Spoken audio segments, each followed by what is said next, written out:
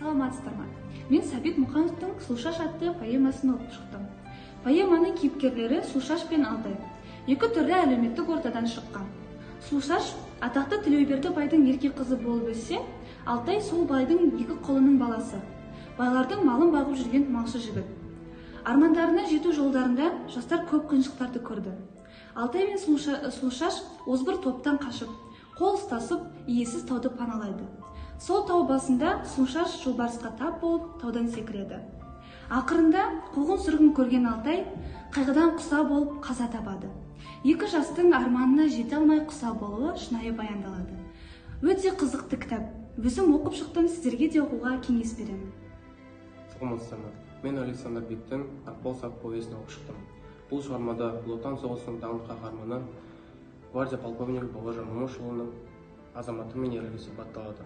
Бауыржан Момышұлының жас шағынан бері Совет армиясының үздік мектебіне шыңдалуы мен Ұлы Отан соғысының 30 жылдарынан бастап бүгінгі күнге дейінгі өмірі шынайы фактілермен қызықты баяндалады.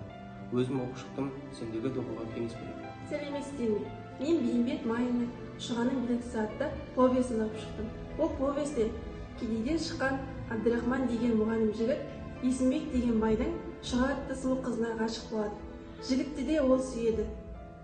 Бұл әрине байларға ұнамайды. Олар жала жауып Абдрахманды айдауға жібереді. Бұған күйзелген Шыға айықпас дертке ұшырайды. Қызының халіне қиналған Есімбек болысқа барып Абдрахманды амалсыз босатады. Абдрахман алып ұшып, сүйікті Шығасын көруге асығып келсе, қайран ару жарық дүниемен бір жола қош айтысқан екен. Өте қызықты кітап. Өзім оқып шықтым, сіздерге оқуға кеңес беремін. Сәлеметсіздер ме? Мен Ильяс Есенберлин «Көшпенділер» атты трилогиясын оқып шықтым. «Көшпенділер» трилогиясы 3 романнан тұрады. Алмас қылыш. Бұл романда 15 ғасырдың қазақ хандығының ішкі және сыртқы жаулармен кескілескен күресі туралы. Екінші, Шанталас романында 18 ғасырдың азаттық күресінің шешуші кезеңдері және Қаһар романында Кенесарының қол жинап күреске шығуы баяндалады. Бұл өте қызық кітап. Өзім оқып шықтым және саған оқуға кеңес беремін.